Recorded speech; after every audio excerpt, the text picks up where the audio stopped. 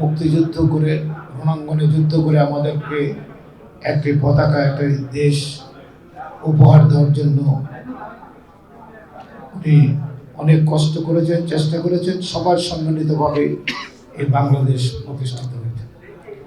আমি ওনাকে এই জন্যই স্মরণ করছি, বাংলাদেশের ক্রীড়াঙ্গন এটি উনি নতুন উদ্যমে একটি প্রাণ সঞ্চার করেছিলেন।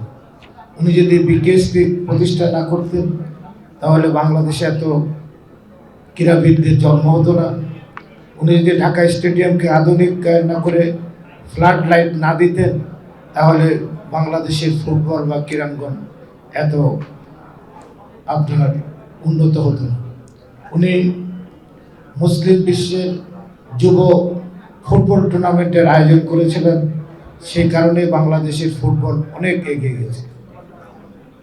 তার ধারাবাহিকতায় আমাদের গণতন্ত্রের মহাকালের মহাকাব্য, যিনি দেশের মানুষের মা হয়েছিলেন, 3 বারের প্রধানমন্ত্রী বেগম খালেদা জিয়াকে স্মরণ করছি। আল্লাহ ওনাকে যেন জান্নাতুল ফেরদাউস দান করেন।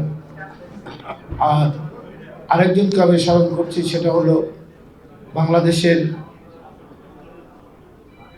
আপনার ক্রিকেট অঙ্গনকে যিনি অনেক সতেজ, অনেক উদ্যোগ গ্রহণ করেছেন, তার নামটা অনেকে নেন না, লেফটেন্যান্ট কর্নেল মুস্তাফিজুর রহমান আর মরহুম আরাফাত রহমান। আমি তাদেরকে স্মরণ করছি। আমরা তাই বাংলাদেশের ক্রীড়াঙ্গন বিগত 17 বছর কিভাবে চলেছে আপনারা জানেন, আপনারা দেখেছেন। রাষ্ট্রীয় পৃষ্ঠপোষকতায় বাংলাদেশের ক্রীড়াঙ্গনকে বিভিন্নভাবে কলুষিত করা হয়েছে। আমি মনে করি শহীদ প্রেসিডেন্ট জিয়া রহমান, যিনি মহান স্বাধীনতার ঘোষক, বীর উত্তম এবং খালেদা জিয়ার সুযোগ্য পুত্র, আজকের প্রধানমন্ত্রী তারেক রহমান, অনেক কাঠখড় পরিয়ে দীর্ঘ 17 বছর নির্বাসনে থেকে বাংলাদেশে 2/3 সদস্য নিয়ে আজকে প্রধানমন্ত্রী হয়েছে। উনিও একজন স্পোর্টস ঘরানার লোক। উনি নিজেও ক্রিকেট এবং ফুটবল খেলতেন। তা আশা করি ওনার মেয়েও জায়মা একজন ভালো ফুটবল প্লেয়ার ছিলেন। আমি সেজন্য বলছি, এই পরিবার বাংলাদেশের রাষ্ট্রীয় ক্ষমতায় এসেছেন।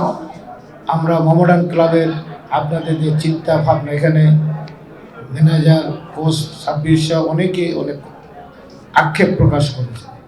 শুধু অর্থ দিয়ে কোনো ক্লাব, কোনো প্রতিষ্ঠান চলে না, তার সাথে যোগ্য নেতৃত্বের প্রয়োজন হয়। যোগ্য নেতৃত্ব থাকলে আর্থিক অনটন থাকে না। অতএব আমার মনে হয় আগামী দিনে মোহামেডান ক্লাবের যে স্বপ্ন, সাভারের যে 27 একর সম্পত্তি, 25 একর, আর আপনার ক্লাবের যে 6 বিঘা সম্পত্তি, একে সম্পূর্ণরূপে কাজে লাগিয়ে আগামী দিনে মোহামেডান ক্লাবের কারো কাছে অনুদান চাওয়ার আমার মনে হয় তেমন কোনো প্রয়োজন হবে না, আমরা যদি সঠিকভাবে। আপনারা আমাকে সভাপতি নির্বাচিত করার জন্য আপনাদের সবাইকে ধন্যবাদ জানাই। আল্লাহর কাছে শুকরিয়া আদায় করি। আমরা যেন সঠিকভাবে, সৎভাবে এই ক্লাবের পথযাত্রাকে এগিয়ে নিয়ে যেতে পারি। এখানে বশির ভাই আছেন, আমার অত্যন্ত কাছের, আমার স্কুলের বড় ভাই। আমি আরবাড্রা গভর্নমেন্ট হাই স্কুলের ছাত্র, অনেকে এখানে আছে। আরবাড্রা গভর্নমেন্ট হাই স্কুলে পাকিস্তান আমলে এটা হকির একটা প্রাণকেন্দ্র ছিল। অতএব আমি আপনাদেরকে আশ্বস্ত করতে চাই, আপনারা যেভাবে এই পরিষদ আমাকে পরামর্শ দেবেন, সৎভাবে দেবেন, ইনশাল্লাহ আমরা সবাই সম্মিলিতভাবে বাংলাদেশের মোহামেডান ক্লাবকে, আমরা ছোটোবেলায় বেলা 10টার সময় মোহামেডানের খেলা থাকলে স্টেডিয়ামে লাইন ধরতে হতো, সেই অবস্থায় যেন আমরা ফিরে যেতে পারি।